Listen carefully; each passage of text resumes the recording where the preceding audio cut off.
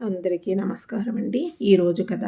ఊరంతా నా రాక కోసం వీధుల్లో దారి పొడుగునా ముగ్గు వేశారు. బ్యానర్లు కట్టారు. జెండాలు వేలాడదీశారు. దీనికంతటికీ కారణం ఈ ఊర్లో నివసించి ఓ పెద్ద కుటుంబంలోంచి ఐఏఎస్లో సెలెక్ట్ అయ్యి ఈ జిల్లాకు కలెక్టరే మొదటిసారిగా ఈ ఊరు వస్తున్నందుకు. నా కారు నిఘాలో ఫాలో అవుతూ 5 కార్లు వెనక వచ్చాయి. చుట్టుపక్కల జనం, పంచాయతీ పెద్దలు, ఆ నియోజకవర్గ ఎమ్మెల్యే కుటుంబ సభ్యుల అందరితో స్కూలు దగ్గర స్వాగత కార్యక్రమం అయిపోయాక మా వాళ్ళ ఇంటింటికి తిరిగాను. అందరూ ఏకమై నా కూడా నడిచారు. మా బాబాయిల కుటుంబాలు, మేనత్తలు, వాళ్ళ పిల్లలు, ఊర్లో ఉన్న నా వాళ్ళు కూడా ఈరోజు నా కోసం వచ్చేశారు. ఎవరికి వారు మా ఇంట్లో భోజనం చేయాలంటూ మమ్మల్ని ఊపిరి సలపనివ్వలేదు. ప్రేమతో, అనురాగంతో మమ్మల్ని తన్మయత్వం చేసేశారు. అందరితోనూ ఒక రోజంతా ఉండే సమయం లేకపోవడంతో త్వరగా అందరినీ కలిసి అందరి నడుమ ఉమ్మడిగా భోజనాలు చేసి అందరికీ వీడ్కోలు చెప్పి కారెక్కాను. కార్లన్నీ కదిలాయి. వేగంగా కదులుతున్న కార్లలాగానే నా ఆలోచనలు గతంలోకి దూసుకుపోయాయి. బాల్యంలో నేను చాలా కలలు కనేవాణ్ణి. అచ్చం మా తాతయ్యలాగే నేను అవ్వాలని. అంత పెద్ద కుటుంబానికి ఆయన రాజు. 8 మంది మగ సంతానం, 3 ఆడవాళ్ళు. వాళ్లలో మా నాన్నగారు 2వ వారు. పెద్ద ఆస్తి, 150 ఎకరాల పొలం, మంది మార్బలం. ఇల్లంతా కోలాహలంగా, అట్టహాసంగా, నిత్యం వచ్చిపోయే వాళ్లతో కళకళలాడుతూ ఉండేది. అంతటికీ పెద్ద మా తాతయ్య. ఆయన కనుసన్నలలో కదలికలకి పనులు పరిగెట్టేవి. ఆయన దర్పం, మాట తీరు ఎదుటి వాళ్ళని కట్టిపడేసేవి. పెత్తనం అంతా ఆయనదే. నేనెప్పుడు ఆయనలాగా పెద్దయ్యాక పెత్తనం చెలాయించాలని అనుకునేవాడిని. అందరి మమకారాలు, ఆత్మీయతతో జీవితం అందంగా రంగులు పూసుకుని మనసుని మురిపించింది. కానీ అన్ని రోజులు ఒకేలాగా జరగవు కదా. కాలం ఎప్పుడు మార్పుల్ని తెస్తుంది. మనుషుల తీరుతెన్నుల్లోనూ, అలవాట్లలోనూ కొత్త అంశాలు చొరబడి అనేక మార్పుల్ని తీసుకొస్తాయి. మా తాతగారు ఎప్పుడూ చెప్పేవారు, సాంప్రదాయాలు, జీవనశైలి, వాటి నడవడికల్లోనూ పెనుమార్పులు చోటు చేసుకుంటాయి. కాలంతో పాటు మనము మారుతూ దాన్ని ఆస్వాదించవలసిందే. మనం మారకపోయినా వాటి ప్రభావము, ప్రవాహము ఆగదు. మనం కూడా దానిలో కొట్టుకుపోతాము అనేవారు. మా తాతగారు కాలం చేశాక మా పెద్దనాన్నగారు కొంచెం అమాయకత్వం వల్ల కుటుంబ పెత్తనం అంతా మా నాన్నగారి మీద పడింది. మేమంతా చదువుల కోసం సిటీల్లోకి వెళ్ళాం. అందరి పిల్లల చదువులు, మారిన జీవనశైలితో పాటు ఇంట్లో పెళ్ళిళ్ళు, పేరెంటాలు, వీటి ఖర్చుతో మా నాన్నగారు చాలా అవస్థపడేవారు. ఆయన ఆర్థిక విషయాలు నిరంతరము నిద్ర లేకుండా చేసేవి. కానీ పైకి ఏమీ చెప్పేవారు కాదు. రోజు కుటుంబంలో రకరకాల సమస్యలు వస్తూ ఉండేవి. అందరూ వాటిని సర్దుకుపోయేవారు. మళ్ళీ పుడుతూనే ఉండేవి. మా ఆఖరు సుగుణపిండికి ఆధునిక అభిరుచులు, సౌందర్య సాధనాల వాడకం ఎక్కువ. మా బాబాయ్ ఆవిడకి కావాల్సిన సామాన్లు తేవడానికి ఉమ్మడిలో డబ్బులు అడగలేక ఆవిడ జోరికి తట్టుకోలేని పరిస్థితుల్లో ఆమె పుట్టింటికి వెళ్ళిపోతే నాన్నగారికి విషయం తెలిసి ఆవిడికి నచ్చజెప్పి తీసుకురమ్మని మా ఆఖరి బాబాయిని పంపించి తీసుకురావడానికి దోహదం చేశారు. ఒకరోజు సినిమాకి వెళ్ళాలంది. స్కూటర్ పెట్రోల్కి, సినిమాకి కావాల్సిన డబ్బులు నేను ఇస్తానని బాబాయిని తీసుకుని సినిమాకి వెళ్ళింది. ఒక్కసారితో ఆగదు. తరచుగా షికార్లకి, సినిమాలకి వెళ్ళడం, వాటికి కావాల్సిన డబ్బులు ఆమె పుట్టింట్లో తెచ్చుకొని ఖర్చు పెట్టడం. ఏమైనా అడిగితే నేను తెచ్చుకున్న డబ్బులే కదా, నా డబ్బులతో సినిమాలకి కూడా వెళ్ళకూడదా అనేది. ఇవన్నీ చూశాక మా ఆరో బాబాయ్ భార్య మీనాక్షి పిన్ని మా బాబాయిని సినిమాలకి, షికార్లకు తిప్పమని అతని మీద ఒత్తిడి తెచ్చేది. అతను కూడా అలాగే నలిగిపోయి ఎవరితోనూ చెప్పుకోలేక, ఏం చేయాలో అర్థం కాక, ఉమ్మడిలో డబ్బులు అడగలేక చివరికి ఎవరికీ తెలియకుండా తన గొలుసు మార్వాడి కొట్లో తాకట్టు పెట్టి ఆ డబ్బుల్లో అప్పుడప్పుడు బయటకు తీసుకువెళ్తూ మీనాక్షి పిన్ని పుట్టింటి దగ్గర నుంచి తెచ్చుకున్న డబ్బులని మాట వరుసకి చెప్తుండేవాడు. వీళ్ళని చూసి మిగతా వాళ్ళలోనూ నెమ్మదిగా చలనం కలిగింది.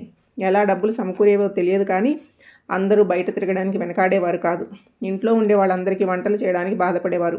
వాళ్ళు చక్కా షికార్లు చేస్తుంటే మేము పొయ్యిల దగ్గర పడి చావాలా అనేవారు. మాకు తిరగాలని ఉండేది కానీ ఇంట్లో పరిస్థితులు సహకరించేవి కావు.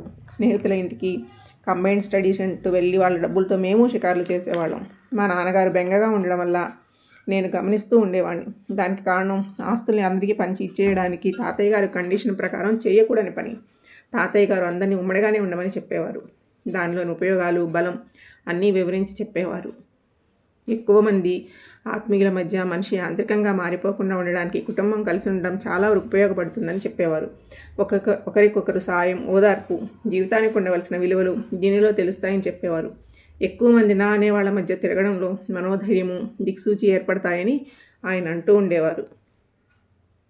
అయినా ఒకవేళ పరిస్థితిలో అప్పు కూడా ఎక్కువే ఉంది. ఇదంతా తీరాలంటే కష్టంగానే కనపడుతోంది. మా నాన్నగారికి తప్ప అందరికీ ఆడపిల్లలు ఉన్నారు. అప్పులు వాళ్ళు తీర్చుకునే పరిస్థితులు లేవు. అన్నీ ఖర్చులే కనబడుతున్నాయి. వీటికి తోడు మా తరంలో లగ్జరీ ఖర్చులు పెరిగాయి. మా చదువులు పూర్తయ్యి నాది పోస్ట్ గ్రాడ్యుయేషన్ కంప్లీట్ అయ్యింది. మేమందరం ఖర్చులకి బయట ఉద్యోగాలు చేసుకోవాలనే ఆలోచనలకి వచ్చాం. ఒకళ్ళిద్దరు బయట సిటీలో చిన్న ఉద్యోగాలు చూసుకుని అక్కడే స్థిరపడ్డారు కూడాను. మా ఆఖరి పిన్ని వాళ్ళ గదికి ఏసీ పెట్టించుకుంది. డబ్బులు మా పుట్టింటివి అంటుంది. అక్కడే మొదలవుతుంది అసలు సమస్య.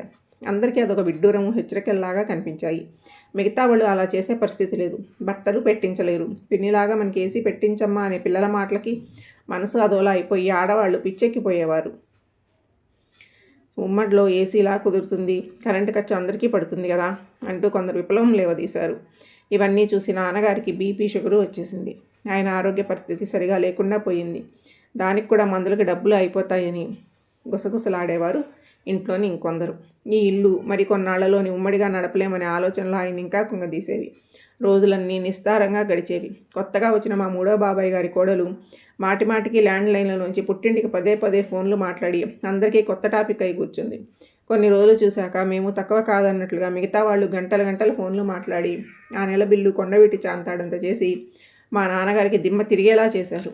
అంతటితో ఆగలేదు. మా మూడో బాబాయ్ గారి కోడలు తన గదిలోకి ఫోన్ ఎక్స్టెన్షన్ పెట్టుకోవడంతో అదే నెంబర్కి అందరూ వాళ్ళ గదుల్లో ఫోన్ ఎక్స్టెన్షన్ పెట్టించుకున్నారు. అది అక్కడితోనూ ఆగలేదు. ఒకరికి ఫోన్ చేస్తే మరొకరు వాళ్ళ గదుల్లోంచి వినడంతో రకరకాల సమస్యలు, గొడవలు మొదలయ్యాయి. మనస్పర్ధలు రావడం మొదలెట్టాయి. నచ్చని వారు వంట చేస్తుంటే వారు చూడకుండా కూరలు ఉప్పు వేయడం, కారం వేయడం, ఉప్మాల్లో వేపాకులు వేయడం లాంటి చర్యలతో రోజురోజుకి జగడాలు పెరిగాయి.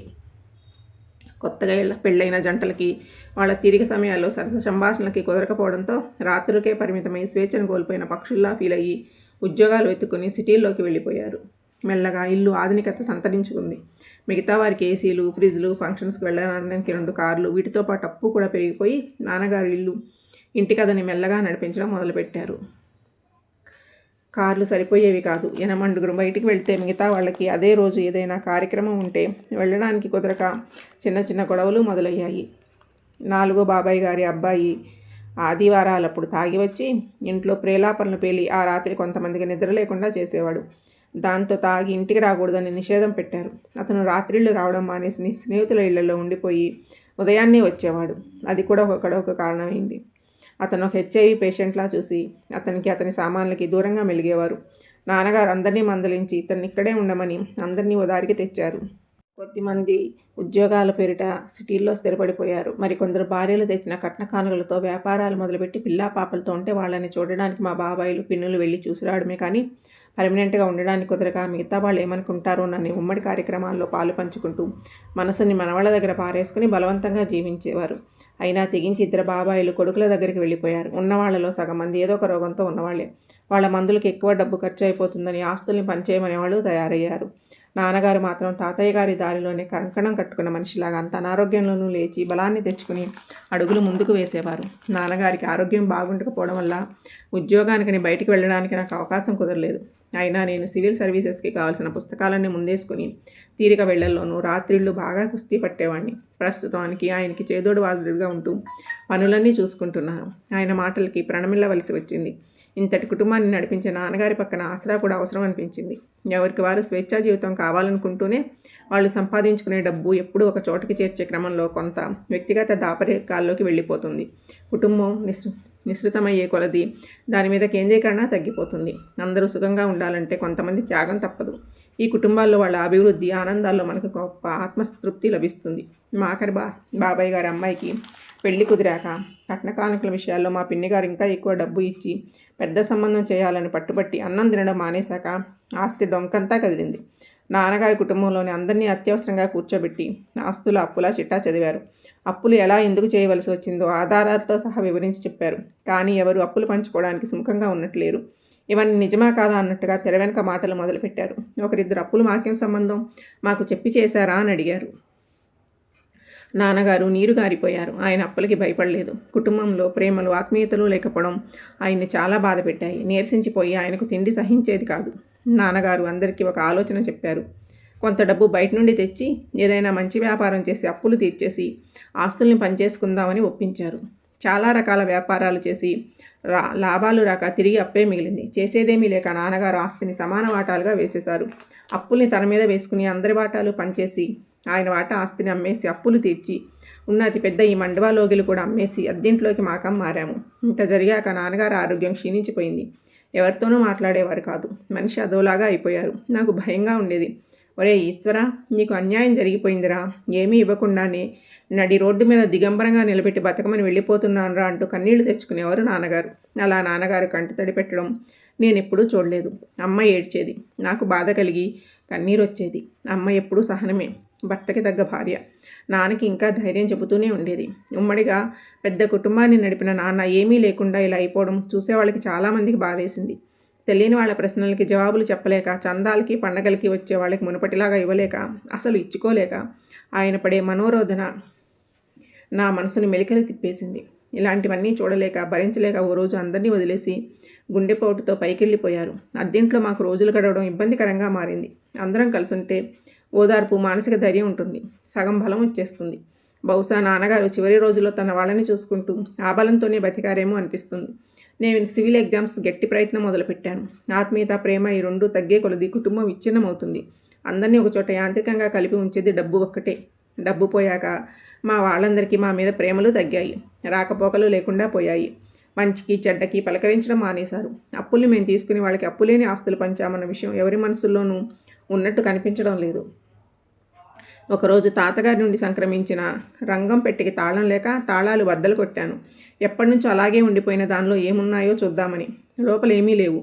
కానీ తాతగారు నాన్నగారికి రాసిన ఒక సుదీర్ఘమైన ఉత్తరం ఒకటి కనిపించింది నాకు. ఒరే రాఘవయ్య, నీ చివరి రోజుల్లో కుటుంబం కష్ట సమయంలో పడినప్పుడు దీన్ని చదివి మనోధైర్యం పాటిస్తావని నీకు ఈ బాధ్యతలు అప్పచెప్తున్నాను. కుటుంబాలు నడవడం మా తాతల నాటికి నా తరానికి మారిపోయింది. కష్టాలు, నష్టాలు ఎక్కువవుతున్నాయి. చూస్తుంటే రోజులు వేగంగా మారిపోతున్నట్లుగా అనిపిస్తుంది. రోజులు ఎప్పుడు ఇలానే ఉంటాయని నేను అనుకోవడం లేదు. అలా అని మనం విడిపోలేము. దీనిలో ఉండే సౌకర్యం దీనిలో ఉంటుంది. మనం అందరినీ ప్రేమించగలిగితే, అందరి నుండి ప్రేమను తీసుకోగలిగితే, మానసిక శాస్త్రంలాగా పనిచేసి కుటుంబాలలో అందరికీ సాంప్రదాయాలు, విలువలు పోకుండా నిలబెడుతూ మనల్ని ముందుకు నడిపిస్తాయి. వేగవంతమైన ఈ కాలంలో ఆధునిక మార్పులు రావడం చూస్తున్నాను. అలాంటి మార్పులు కుటుంబాలని కలిసికట్టుగా సుఖశాంతులతో ఉండేట్టు చేస్తాయని నేను అనుకోవడం లేదు. అందరూ కొత్త వాటి వైపు అరువులు చేస్తారు. కుటుంబాల్లో ఎవరూ దానికి అతీతులం కాము. అందుకే ఎప్పటికైనా విధివశాత్తు కుటుంబం విడిపోయే పక్షంలో నేను నీకు ఇచ్చిన అప్పుల్ని తీర్చేసి అప్పులు లేని ఆస్తుల్ని అందరికీ ఏర్పాటు చేస్తావని, చెయ్యగలవని నేను రాసిపెట్టి ఉంచిన కాగితం ఇది. ఒక కుటుంబంలో అందరూ సవ్యంగా బతకాలి అంటే దానికోసం ఒకరు ఎన్ని త్యాగాలు చేసినా పర్వాలేదని మా తాతగారు చెప్తుండేవారు. ఒకరు బాధపడినా కుటుంబం అంతా సంతోషంగా ఉంటే వాళ్ళని చూస్తూ ఆ తృప్తితో బాధని కూడా మర్చిపోతాం. ఇలాంటి బరువైన బాధ్యత నీ నెత్తి మీద పెట్టానని ఏమీ అనుకోకు.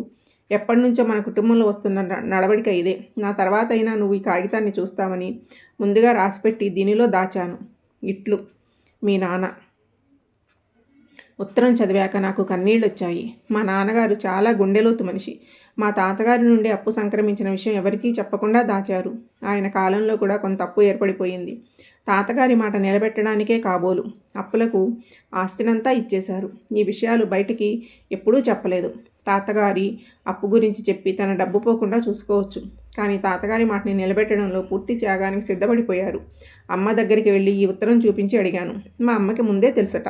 మా అమ్మకి ఈ ఉత్తరం విషయం గతంలో చెప్పారట నాన్నగారు. నేను అవాక్కయ్యాను. ఆయనతో పాటు అమ్మ కూడా ఇంత త్యాగశీలని తెలిసాక నాకు అమాంతం ఆమె కాళ్ళ మీద పడిపోవాలనిపించింది. నాన్నగారు అందరినీ సంతోషపెట్టగలిగారు. కానీ అమ్మని సంతోషపెట్టలేకపోయినందుకు ఆమె కూడా ఈ కుటుంబానికి చేసిన త్యాగం గుర్తొచ్చి నా మనసు చెమ్మగిల్లింది. ఒరే ఈశ్వర్, తల్లి, తండ్రి, పిల్లలు వరకే కుటుంబాలు నిలబడతాయి. అంతకు మించి దీర్ఘ కుటుంబాలను ఉమ్మడిలో నడపలేం. వేగం పుంజుకున్న ఈ జీవితాల్లో అంతా కొత్త పద్ధతులు, నూతన జీవన సరళి, కంప్యూటర్ యుగం రా. మనిషి పరుగులెత్తడమే. తరానికి మధ్య విపరీతమైన సాంకేతిక వ్యత్యాసం. వీటి వల్ల ఇవేవీ సాధ్యం కావు. కొంత పరిధి వరకు మాత్రమే వీటిని ఆపగలం. అయినా మీ నాన్నగారి లోపం ఏమీ లేదు. ఆయన చేయగలిగినంత మానవ ధర్మం నిర్వర్తించారు. నువ్వు ఒక సమిధిగా నిలబడ్డావు. ధర్మం ఎక్కడికి పోదు. ఏదో ఒక రూపంలో నీ జీవితంలో గొప్ప ఫలితాన్నే ఇస్తుంది అంటూ నా ఇంటి మీద చిరుగుల చొక్కాని చూసి అమ్మ కళ్ళల్లో కన్నీళ్లు ఉబికాయి. నా కళ్ళు గోదారి అయ్యాయి. తన చిరుగుల చీరని వదిలేసి నా చొక్కా చూసి బాధపడిన అమ్మ ప్రేమను చూసి నా చెంపల మించి ప్రేమతో నిండిన ఆనంద బాష్పాలు జలజలా రాలాయి. ప్రేమ, అనుబంధాలు, వాటి తర్వాత త్యాగం, ఇవే మా తాతగారు, నాన్నగారు చెప్పిన జీవిత పరమార్థం. కానీ ధనం వల్లే మా పెద్ద కుటుంబం న్యూక్లియర్ కుటుంబాలుగా విడిపోయాయి. మహానుభావుడు కాలన్ మార్క్స్ ఎప్పుడో చెప్పాడు, మానవ సంబంధాలన్నీ ఆర్థికపరమైన సంబంధాలే అని. నాకెందుకో మనసు బాధగా ములిగింది. సహజమైన అనుబంధాలు పోయి డబ్బుతో కూడిన బంధాలకి దాసోహం అయిపోతున్నారు. హోదా చూసే ఈరోజు అందరూ ఏకమై ప్రేమ, ఆప్యాయతల్లో నన్ను, మా అమ్మని ముంచెత్తారు. ప్రాణాలు ఇవ్వడానికి సిద్ధపడినట్టుగా కూడా తిరిగారు. ఎదుటివారు ఎంత ధనాశపరులైనా స్వార్థపరులైనా కానీ మానవత్వంతో మనుషుల్ని ప్రేమించడం, నిస్వార్థంతో పనిచేయడం, నిజాయితీతో త్యాగానికైనా అనుక్షణము సిద్ధపడి ఉండడం, ఇవే మీ తాతగారు మీ నాన్నవాళ్ల నుండి నువ్వు ముందుకు తీసుకువెళ్ళవలసినవి. నీతో పాటు ఇలాంటి లక్షణాలు ఉన్న మనుషుల్ని తయారు చేయడం కూడా నీ బాధ్యత అంటూ అమ్మ చెప్పిన మాటలు చెవుల్లో మారుమోగుతున్నాయి. గొప్ప తల్లిదండ్రులకు పుట్టిన విషయం తలుచుకుంటూ నా మనసు తాదాత్మ్యంతో అనుభూతికి లోనయ్యింది. మనుషులందరూ ఒకేలాగా కనిపిస్తున్నారు. అందరినీ ప్రేమించాలని, హత్తుకోవాలని, మమేకమై నడవాలని, అందరిలో అలాంటి మార్పు తీసుకురావాలని నా మనసులో బలంగా ముద్రపడిపోయింది. నన్ను గమనించినట్లుంది. అమ్మ కళ్ళు కూడా చెమ్మగిల్లాయి.